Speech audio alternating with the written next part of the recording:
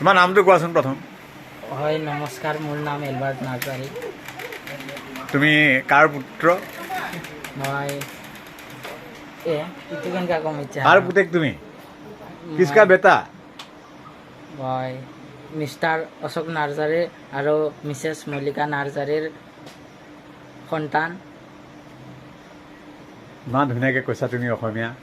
হে, তুমি এইবাৰ মেট্ৰিকত উত্তীৰ্ণ হৈছা, তোমাৰ পাৰ্চেণ্টেজ কি আছে অকণমান জানিব পাৰোঁনে?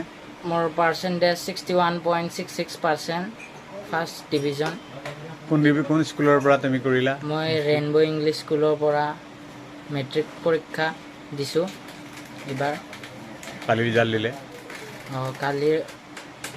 যোৱাকালি ৰিজাল্ট দিলে। তাৰে মেট্ৰিকৰ ফলাফল ৰিজাল্ট হ'ল। মোৰ ফাৰ্ষ্ট ডিভিজন পাৰ্চেণ্টেজ 61.66% পাইছোঁ। এতিয়া তুমি কি কৰিম বুলি ভাবিছা? এতিয়া মই আৰ্টছৰ লাইনত পঢ়ি কেনে UPSC এইবিলাক দিম বুলি ভাবিছোঁ। বঢ়িয়া, তোমাৰ সপোন পূৰণ হওক, আমি আশা কৰিম। আমি তোমাক লৈ কাঞ্চননগৰৰ ৰাইজে আমি গৌৰৱ অনুভৱ কৰিছোঁ। তুমি কাঞ্চননগৰত থাকি পঢ়া নাই, তথাপি তুমি কাঞ্চননগৰতেই তোমাৰ মা দেউতা থাকে, তুমি অহা যোৱা কৰা ইয়াৰ পৰা, নহয় জানো? হয়। আৰু এতিয়া তুমি এই মেট্ৰিক পাছ কৰিলা, কালি ৰিজাল্ট দিলে। এতিয়া পৰৱৰ্তী যি তোমাৰ মানে পাঠ্যক্ৰম হায়াৰ ছেকেণ্ডেৰী, তুমি ইয়াত থাকি পঢ়িবানে নে অন্য বাহিৰত যাবা? ইয়াত থাকিয়ে পঢ়িম মই। কাঞ্চননগৰত থাকিয়ে পঢ়িবা? কাঞ্চননগৰত থাকিয়ে পঢ়িম।